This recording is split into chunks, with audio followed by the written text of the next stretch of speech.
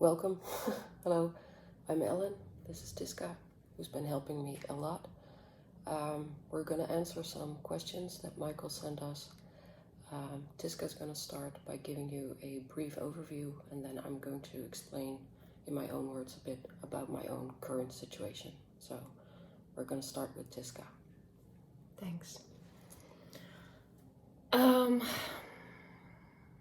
right, so as a whistleblower of a global pedophile network and satanic ritual abuse, with her perpetrators in every, or even in the Justice Department, you can imagine that they rather see her gone or as weak and dependent as possible.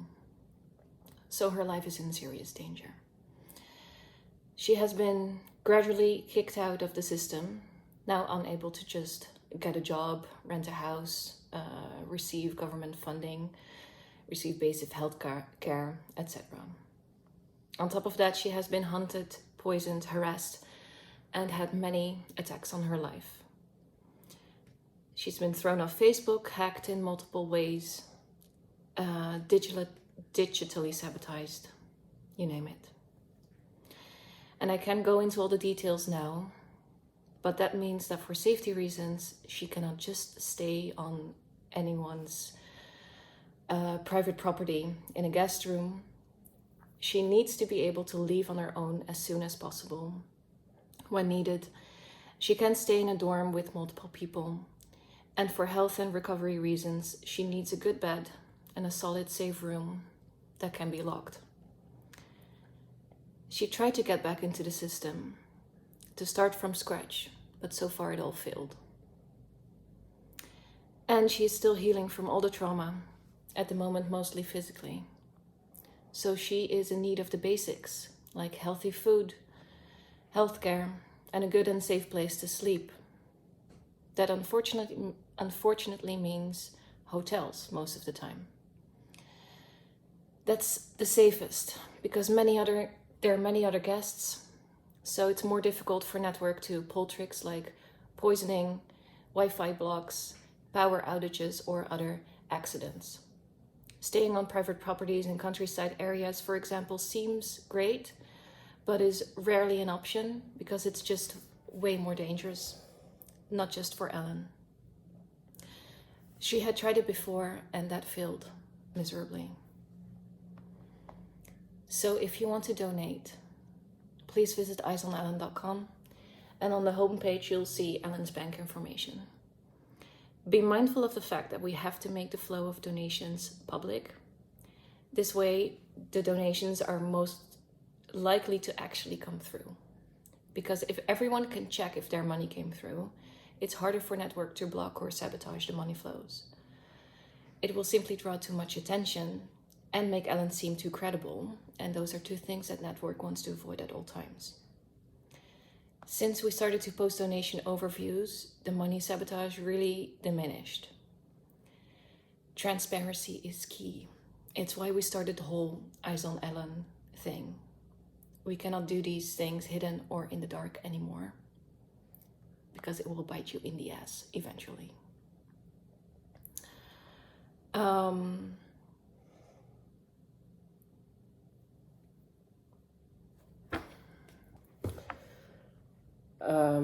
Since a lot of you are not from the Netherlands, I would like to explain a little bit about my current situation.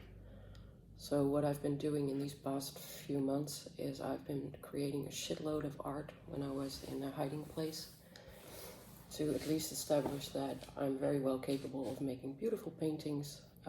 The aim was to sell those to provide for myself, but the minute I try to open a website so I can sell my art, I'm unable to create a website, access the website.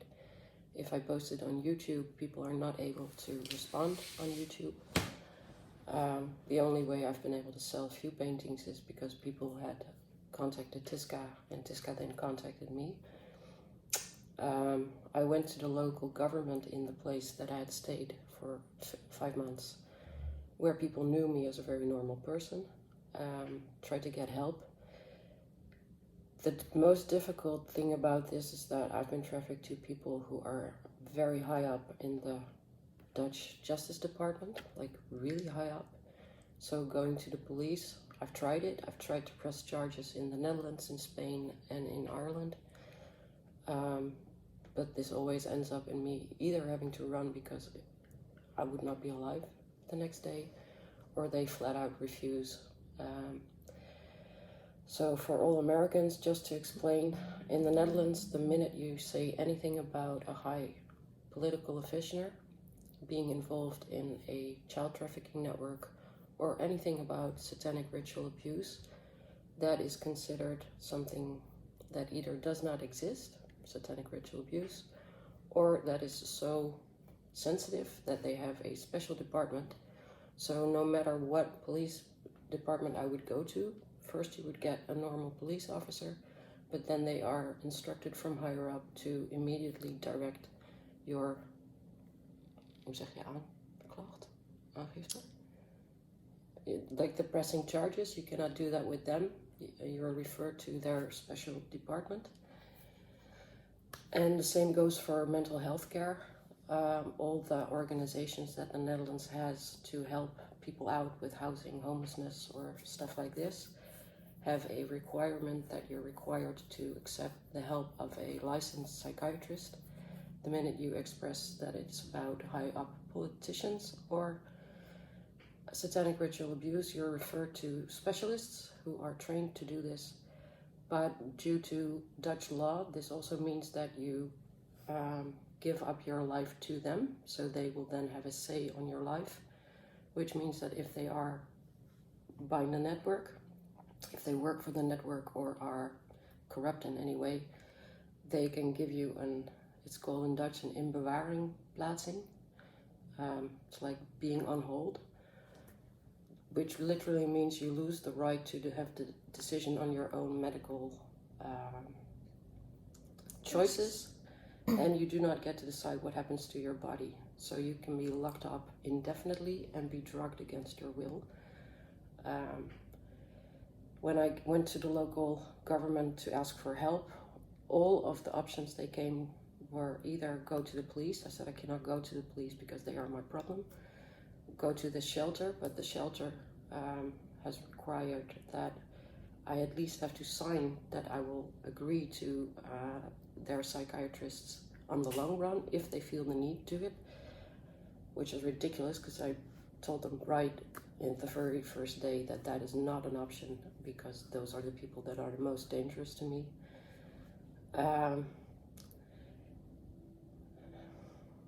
I cannot send emails. My emails get blocked, my phone gets blocked, my Wi-Fi gets cut off, my bank statements are changing. So the coffees that I've been drinking every day at normal little restaurants so that I would have a paper trail of where I was and people who can prove that I was there is now also in jeopardy because my Dutch bank account is changing all the dates of my bank statements. I've currently booked, through the help of donations of normal people, I've booked a hotel in Amsterdam. I'm going to stay in this area because there's a lot of hotels. So it's harder for them to block hotels. I've paid for my own accommodation now until Tuesday. I have money for one more day. And after that, if no money comes, I'm on the streets and they got me. So, despite of what people will want you to believe that I'm enjoying staying in hotels, it's a fucking nightmare. I'm physically very unwell. I need to see a doctor quite urgently because the poisoning that happened in Spain twice has really destroyed something in my abdomen that I'm still recovering from. And ever since I was a kid, I have really bad joint pains. So being on the run with a backpack that is 20 kilos also means that I have to pick accommodations that I can access by foot, which means that it has to be within 500 or meters or 1 kilometer of a public transport point, like a train or a bus stop, because I also have to take a lot of shit with me wherever I go. I cannot leave my phone, my food, my phone chargers, all that stuff in hotel rooms because they will get infected or I get drugged again. So I have to carry a lot of weight with me even when I go grocery shopping, which makes this whole process quite complicated. And on top of that, despite of what you might think, hotels really usually have shitty beds. So I'm very often in a lot of pain and hardly able to walk, or I can walk, but it's difficult. We're being targeted on many fronts. There's also quite a lot of awesome people helping. Oh, thank you for that.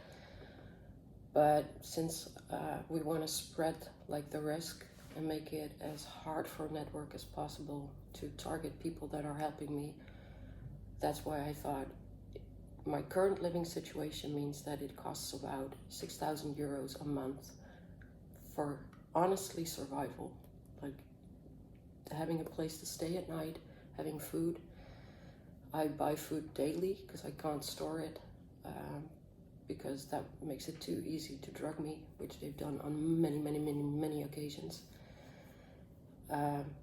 So the idea is to find 6,000 people that are willing to donate €1 a month to me and keep doing that so that I have an income to at least secure my basic needs for shelter.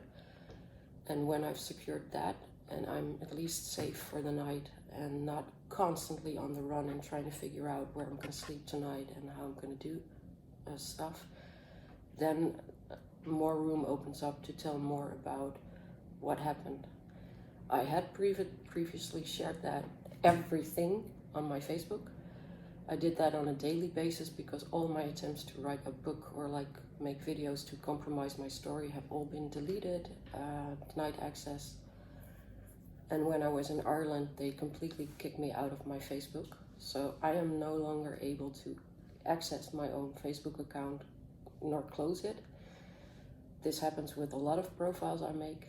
So it's a pattern where I make a profile and I get logged out of my own profile, and then often they've done this before, they will take over that profile and start posting really nasty shit or nasty comments to people where people think that it is me, destroying my reputation and making people turn away and no longer helping me. So that's why we're doing this together, and that's why a lot of the communication goes through Thiska and not my own. Well, the only social media I have left now is YouTube, but it's basically useless because they'll let me post videos of my art. You could find those. But the minute I want to say anything that is more sensitive, the video just gets deleted.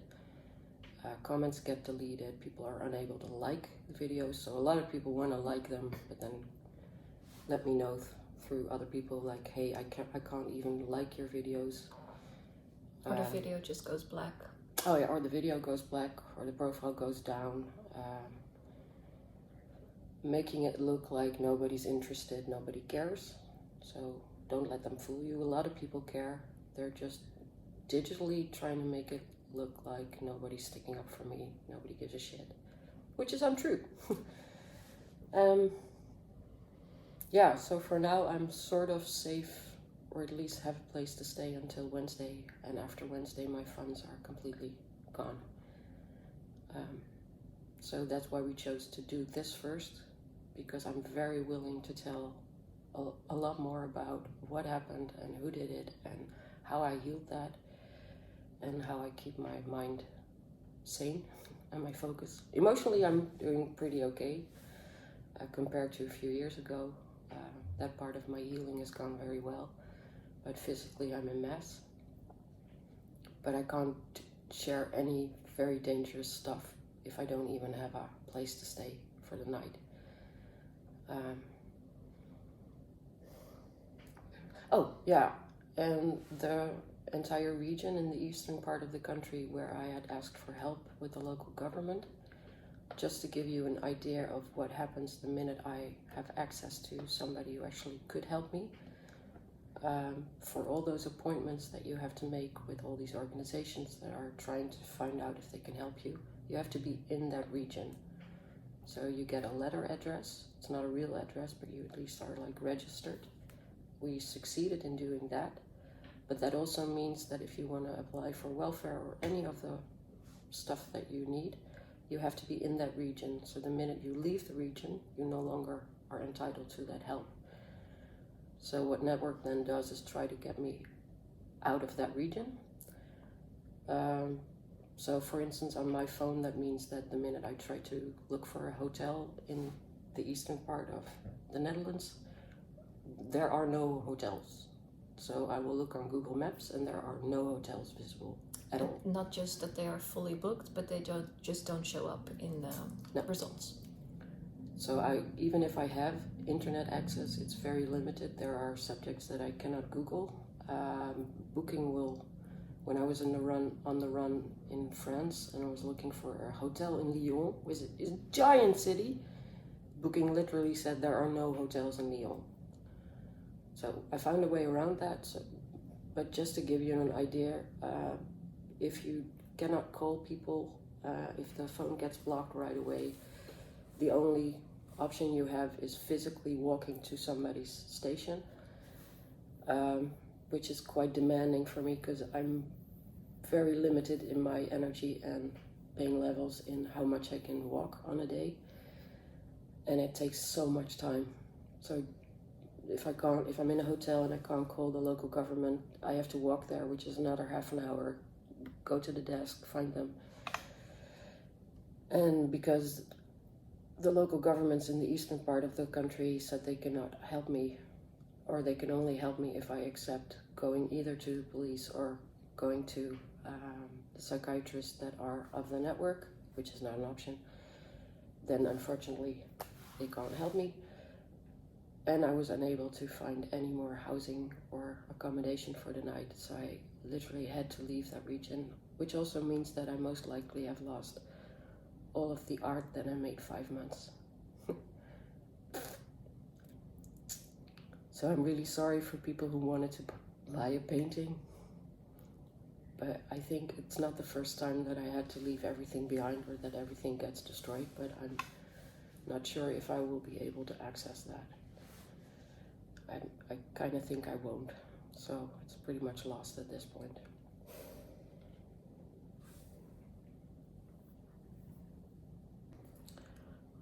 We're pausing this video because I get emotional. One thing I forgot to say is that there are also quite a lot of people who have offered me a place to stay that would be an option because they live in the city center, for instance. But I have a hard rule that I do not stay over at anybody's house if you have kids. If there's kids sleeping there, it's fucking dangerous, and I'm just not doing that because they will use the kids to target and manipulate and harm the situation. And I'm not going to bring my shit to kids' houses. So that's why there's a lot of people who are currently helping me that would really want to help me by offering me a place to stay, but they have kids. That's what I wanted to share. And then one more thing for people who really don't have the space to donate at the moment and still want to offer support and help. An idea is to at least tell 2 people in your environment that you trust about Ellen, show the website, share her story, share this video perhaps, and maybe they can donate. And if not, they can find 2 people who they can tell, and imagine how far that can go. It's the pay it forward way, right? We all know. And it's fractal, because it grows exponentially. Yeah. You can make a little math. You can make a math tree. Like if I tell 2 people and they tell 2 people and they tell 2 people and those people tell 2 people, within a few iterations, you're very fast on 1 million people who know. So that really helps more than you might feel. Yeah. Thanks a lot. And thank you for helping us. because, can I close the conversation? Sure. Okay. Despite the fact that I'm asking for my safety and that I feel I deserve a life and this needs to end, there are so many children right now who are in it and being trafficked. And they take the kids from schools and daycares. This network has their own schools and their own daycares. So there's a reason why the Netherlands is like the top #1 country, where 70% of the child porn worldwide comes from this country. So we're not just asking, but there's proof of my child porn. If I disappear, and if all the people who open their mouths are just being killed off disappear, then those kids have no chance. Like, it really needs to stop.